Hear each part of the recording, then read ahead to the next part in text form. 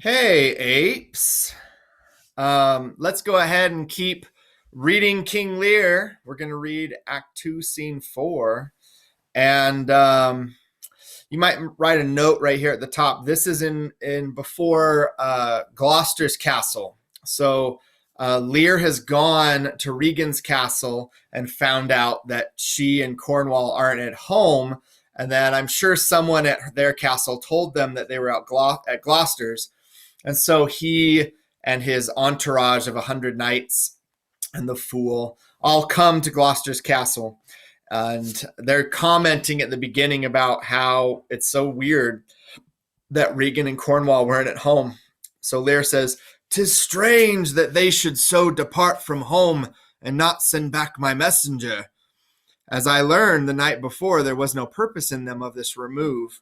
So then Kent, he's in the stocks, remember, he goes, "Hail to thee, noble master." "Ha? Makest thou this shame thy pastime?" "No, my lord." And the fool, "Ha ha, he wears cruel garters."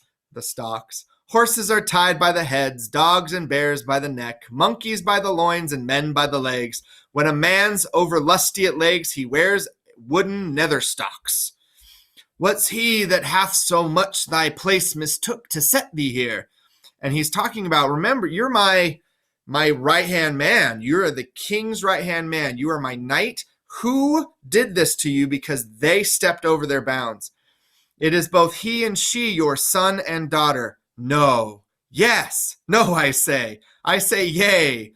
By Jupiter, I swear no. By Juno, I swear aye. They durst not do it. They could not, would not do it. I could not, would not with a goat. I could not, would not with a... 'Tis worse than murder to do upon respect such violent outrage. Resolve me with all modesty haste which way thou mightest deserve, or they impose this usage coming from us. All right, we're going to highlight in green this line where he talks about how it's worse than murder. This is such violent outrage. Kent, my lord, when at their home I did commend your highness's letter to them. Ere I was risen from the place that showed my duty kneeling, came there a reeking post, stewed in his haste, half breathless, panting forth from Goneril his mistress salutations, delivered letters, spite of intermission, which presently they read on, whose contents they summoned up their many, straight took horse, commanded me to follow and attend the leisure of their answer, gave me cold looks, and meeting here the other messenger, whose welcome I perceived had poisoned mine, being the very fellow which of late displayed so saucily against your highness, having more man than wit about me, drew. He raised the house with loud and coward cries. Your son and daughter found this trespass worth the shame which here it suffers. So he gives them, this is what happened. He retells the story. And he says, the problem is they read Oswald's letter before they read mine. If they had read my letter, they would understand what's going on. Winter's not gone yet, if the wild geese fly that way. Fathers that wear rags do make their children blind, but fathers that bear bags shall see their children kind. Fortune, that errant whore, ne'er turns the key to the poor. But for all this, thou shalt have as many dollars for thy daughters as thou canst tell in a year. All right. Sometimes the stuff that the fool says is really important. Sometimes not so much. So he's blaming Lear's plight right now on fate. He says, fortune, that errant whore, never turns the key to the poor. So Lear says, oh, how this mother swells up towards my heart. Hysterica passio, down thy climbing sorrow, thy elements below. Where is this daughter? So we're going to actually mark this in yellow. This is one of Lear's famous lines. And in the margins, I want you to talk about hysteria. And you can look in your notes on page 100 where it says 62 to 64. It says the mother was the name given to hysteria, one symptom of which is the suffocation that Lear is represented as feeling in his rage and grief. Its medical name is hysterica passio, the disease that was thought to be caused by a wandering womb which belonged below, not up near the heart. So he's comparing himself to a woman. He says, I feel like a woman because my womb has gone up by my heart and is making me feel all these feelings. Super sexist, but that was the time period, right? They didn't understand basic biology. Kent, with the Earl, sir, here within. So then he talks to the fool and the gentleman that's with him. Follow me not, stay here. And Lear exits. Made you no offense, but what you speak of? None. How chance the king comes with so small a number? And how hast thou been set in the stocks for that question? Thou didst well deserve it. Why, fool? Will set thee to school, to an ant to teach thee. There's no laboring I the winter. All the follow, their noses are led by their eyes, but blind men, and there's not a nose among 20 but can smell him that's stinking. Let go thy hold when a great wheel runs down a hill, lest it break thy neck with following, but the great one that goes upward, let him draw thee after. So we're going to highlight in green some of this stuff. So once again, remember that the fool sometimes has these lines that are very astute. He's sometimes the smartest person in the scene. And so he's saying, like a lot of his knights are leaving him because they're seeing that he is eventually going to fall. And they're like, I don't want to be here when Lear does fall because I'm probably going to get killed. And so he's talking about these are really smart knights that are leaving Lear's retinue and are going off on their own. When a wise man gives thee better counsel, give me mine again. I would have none, but knaves follow it, since a fool gives it. That sir which serves and seeks for gain and follows but for form will pack when it begins to rain and leave thee in the storm. But I will tarry, the fool will stay, and let the wise man fly. The knave turns fool and runs away, the fool no knave per die. So he has his little poem. So we're going to highlight these in green as well, right here. And then the whole rest of his little song poem thing. So he says, because I'm a fool, I'm going to stay.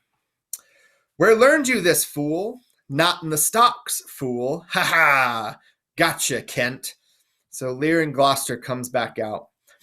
Deny to speak with me. Are they sick? Are they weary? They have traveled all the night. Mere fetches, the images of revolt and flying off. Fetch me a better answer.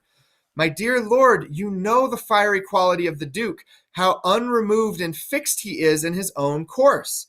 Vengeance, plague, death, confusion, fiery? What quality? Why, Gloucester, why? I'd speak with the Duke of Cornwall and his wife. Well, my good lord, I have informed them so. Informed them? Dost thou understand me, man? I, my good lord, the king would speak with Cornwall. The dear father would with his daughter speak, commands 10 service. Are they informed of this? My breath and blood! Fiery, the fiery Duke, tell that hot Duke that not yet, maybe he is not well. Infirmity doth still neglect all office whereto our health is bound. We are not ourselves when nature, being oppressed, commands the mind to suffer with the body. I'll forbear and am fallen out with my more headier will to take the indisposed and sickly fit for that sound man. Now, he is upset because he went in and said, I want to talk to Cornwall and to Regan. And Gloucester went in to see, and they said, we're sleeping. We're resting. Don't bother us. And so Gloucester came back out and said, well, that's what they said. And Lear is mad because he still thinks he's the king. And the problem is this whole dual nature that he's tried to create. I want to be the king and be respected, but I don't want to do the job. And I want everybody else to do the job for me. And you can't have it both ways. If you're the king, then you got to do the job. If you want the respect and you want people to jump up when you command them to, then you got to do the job. And so Lear is struggling with this now, his new life, where people don't obey him anymore. And that's why he's upset with Gloucester. He's reminding him, I'm the king. Go tell him to get out here because I commanded it. So he notices Kent again. Death on my state. Wherefore should he sit here? This act persuades me that this remotion of the Duke and her is practice only. Give me my servant forth. Go tell the duke and his wife I'd speak with them. Now presently bid them come forth and hear me, or at their chamber I'll beat the drum till it cry sleep to death. So we're going to highlight in green all of this. I would have all well betwixt you, Gloucester says, and then he exits. Oh me, my heart, my rising heart, but down. So he's talking about, I got to push these feelings down. Cry to it, nuncle, as the cockney did to the eels. When she put 'em in the paste alive, she napped 'em out the coxcombs with a stick and cried, down, wantons, down. 'Twas her brother that in pure kindness to his horse buttered his hay. So then Cornwall, Regan, Gloucester, and some servants all finally come out. Good morrow to you both. Hail to your grace. Kent is released from the stocks, right? I'm glad to see your highness. Regan, I think you are. I know what reason I have to think so. If thou shouldest be glad, I would divorce me from thy mother's tomb. We're going to highlight this in green. Actually, let's go back and undo that one. And let's fix it. There we go. Just like that. He says, I would hope that you are glad to see me. If you aren't glad to see me, then you must be someone else's daughter. Sepulchering an adulteress. Then he talks to Kent. Oh, you are free, which I think is really funny. Oh, you're free? Some other time for that. Beloved Regan, thy sister's not. O Regan, she hath tied sharp-toothed unkindness like a vulture here. I can scarce speak to thee. Thou'lt not believe how a depraved equality, O Regan. So he's complaining about Goneril and how mean she is. Goneril is such a bully. She won't let me have my knights. She won't, serve me hand and foot. I pray you, sir, take patience. I have hope you less know how to value her desert than she to scant her duty. Say, how is that? I cannot think my sister in the least would fail her obligation. If, sir, perchance, she has restrained the riots of your followers, 'tis on such ground, and to such wholesome end as clears her from all blame. So she is siding with Goneril. She's like, maybe Goneril is right. My curse is on her. Oh, sir, you are old. Nature in you stands on the very verge of his confine. You should be ruled and led by some discretion that discerns your state better than you yourself. Therefore, I pray you that to our sister you do make return, say you have wronged her. So Regan's solution is to acknowledge that Lear is old and that his children should tell him what to do, and that he needs to return to Goneril and say he's sorry so that he can stay with her for the month like was originally planned. Ask her forgiveness, but do you but mark how this becomes the house? And he kneels. Now, kneeling for Lear is significant because he is the king and he's not supposed to have to kneel to anyone, but he kneels. Dear daughter, I confess that I am old. Age is unnecessary. On my knees, I beg that you'll vouchsafe me raiment, bed, and food. He says, please just take me in. Good sir, no more. These are unsightly tricks. Return you to my sister.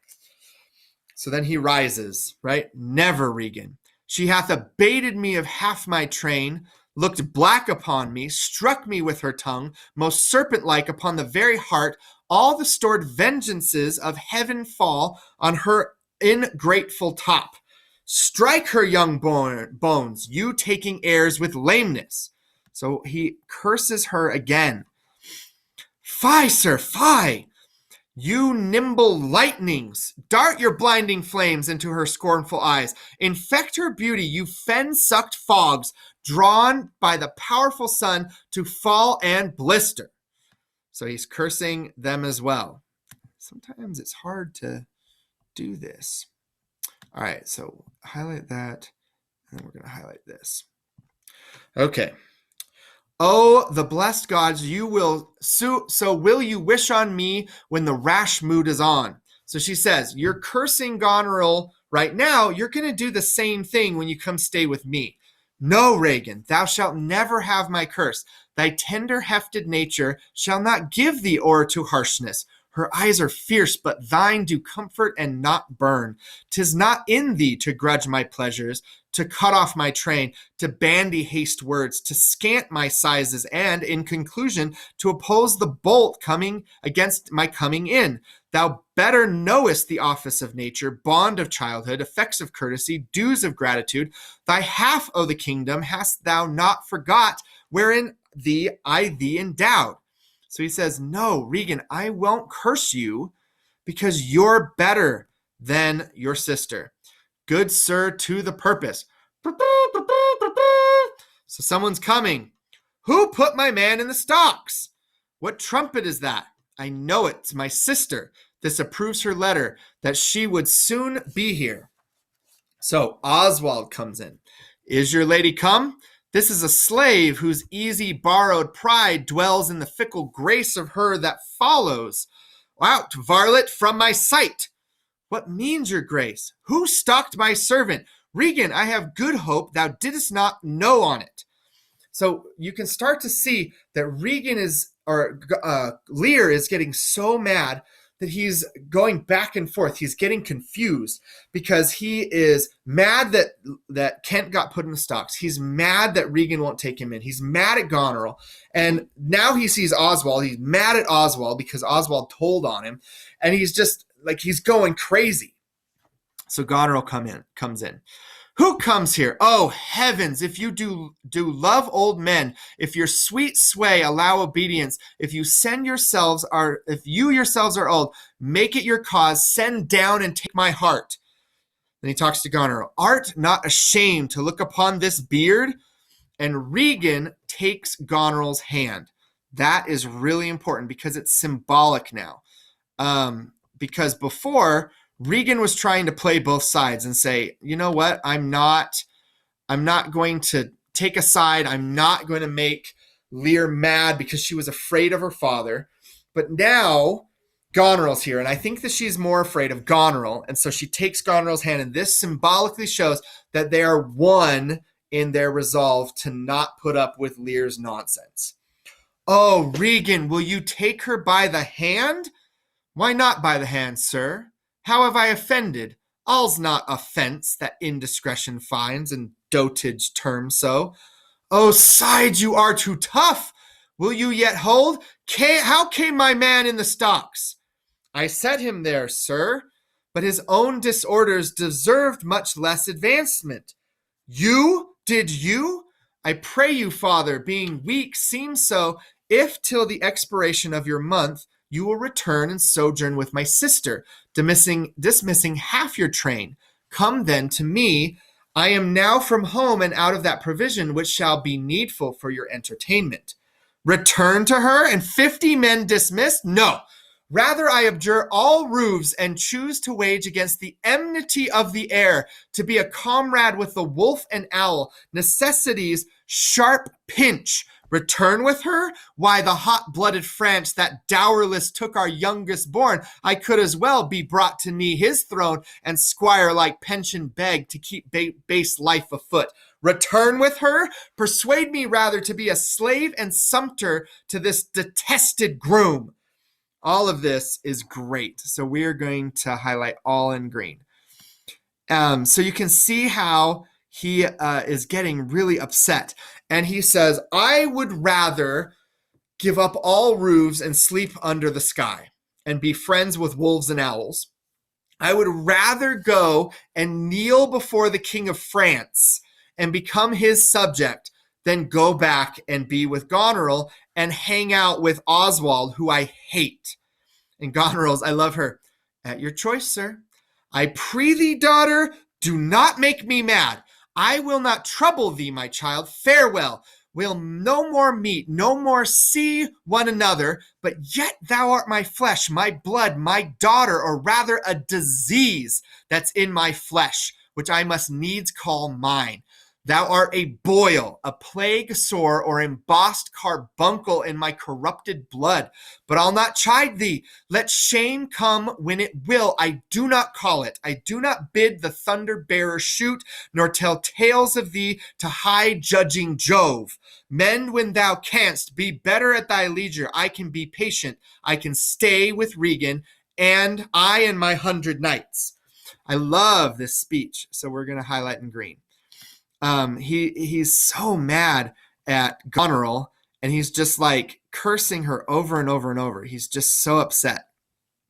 He calls her a plague sore or an embossed carbuncle, which you can look in the notes. A carbuncle is a swollen or inflamed tular on page 112, which, we talked at the beginning that Goneril kind of sounds like gonorrhea. So she's like, you're a disease. Why are you my daughter? So he says, I'm going to go stay with Regan, and I can have 100 knights. Not altogether so. I looked not for you yet, nor am provided for your fit welcome. Give ear, sir, to my sister, for those that mingle reason with your passion must be content to think you old and so, but she knows what she does. Is this well spoken? I dare avouch it, sir, that 50 followers is it not well? What should you need more? Yea, or so many Sith that brought charge and danger speak against so great a number? How in one house should many people under two commands hold amity? 'Tis hard, almost impossible. She makes a good point.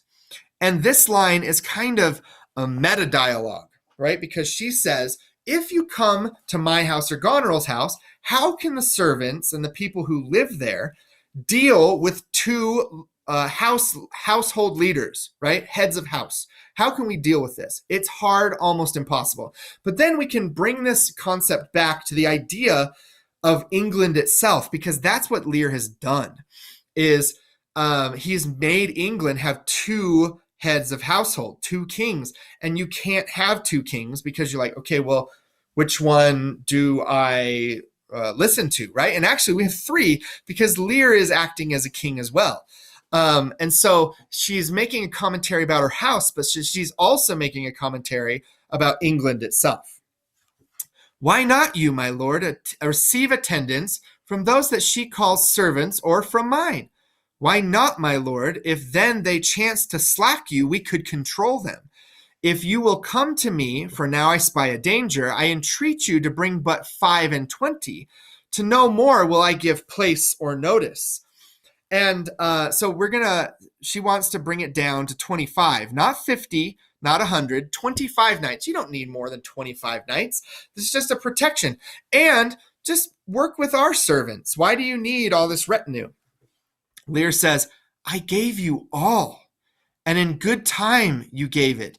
Made you my guardians, my depositaries, but kept a reservation to be followed with such a number. What, must I come to you with 25? Regan said you so?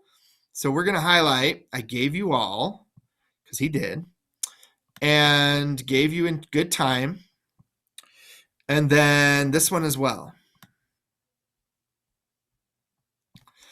And speak it again, my lord, no more with me.